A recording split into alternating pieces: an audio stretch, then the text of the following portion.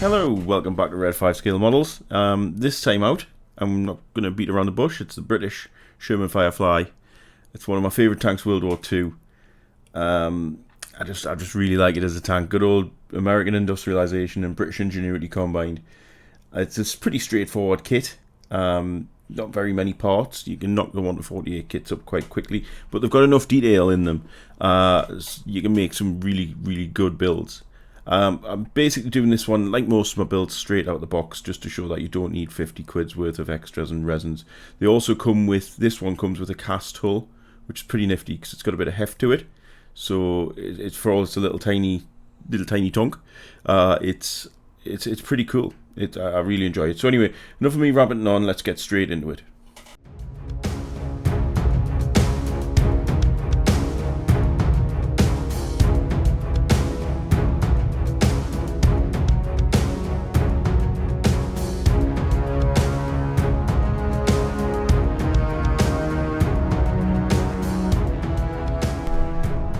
So I'm using Rebel Plasto Putty to get a cast effect on the turret and on the front plate.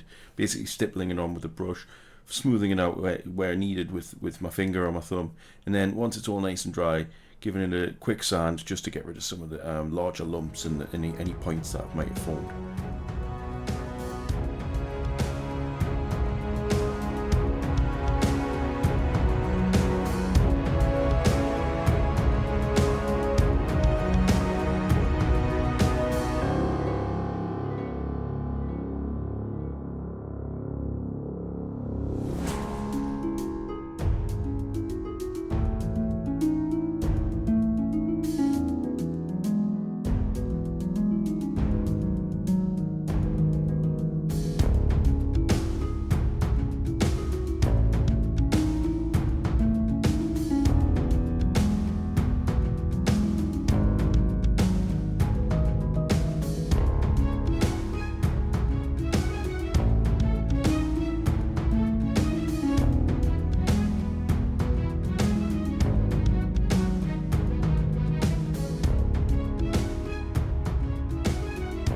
The Sherman's got quite an obvious weld seam down each side of the front of the hull, so I'm stretching out a bit of sprue and then basically cutting it the length and then applying a liberal coat of Tamiya extra fine on it, and then once that's kind of a little bit more malleable, I kind of start chipping away at it, gently tapping it with a craft knife just to get a bit of a weld seam effect. And once that's dry and got coat paint and things on and it gets washing, it does look really effective.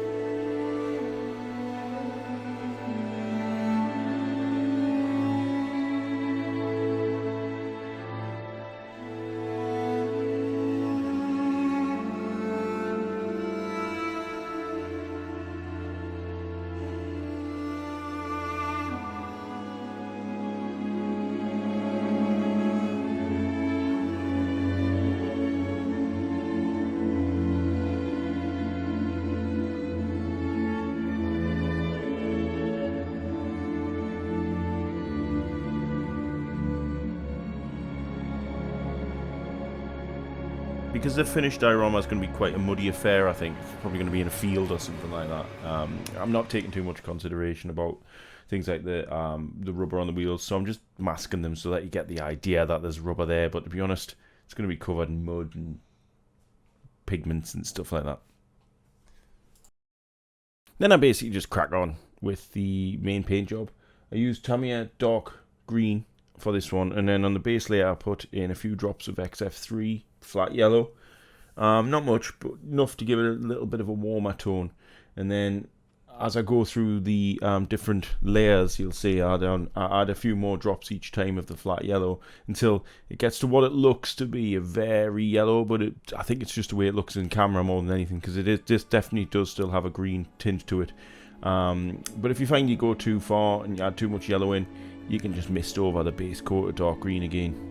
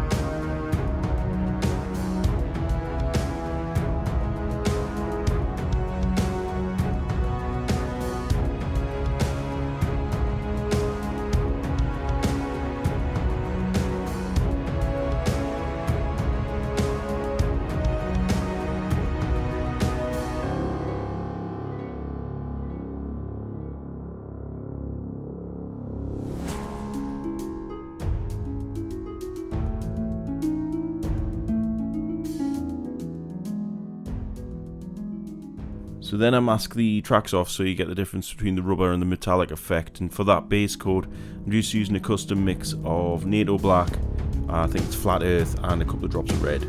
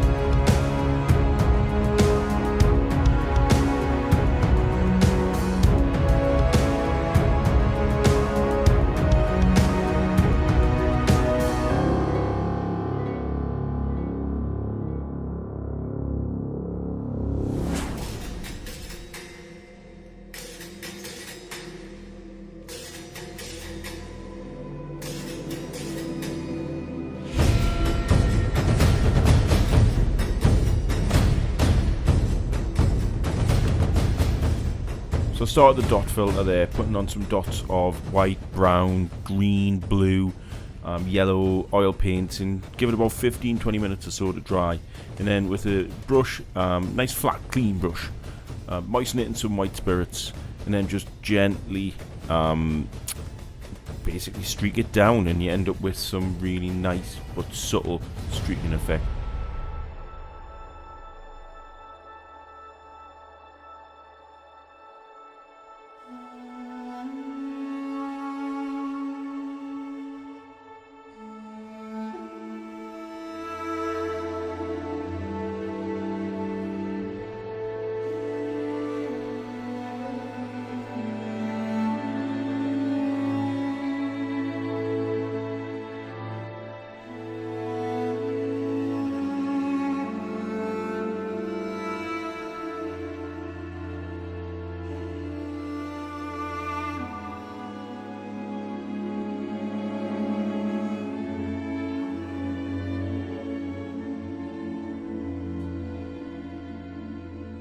So I've taken the main base coat, the dark green, and added quite a bit of yellow and quite a bit of deck tan to it.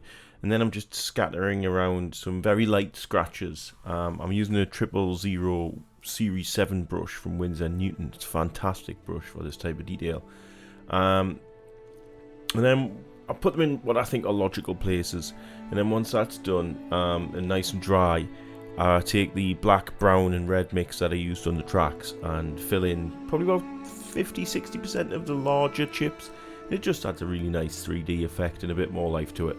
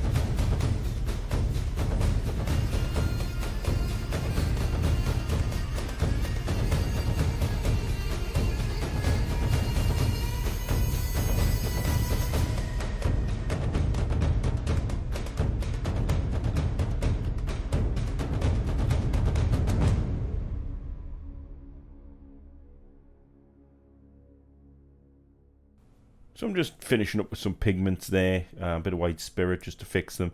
Then I run a pencil over the hard edges just to finish it off and get a bit more of a kind of heavy metal type of a feel.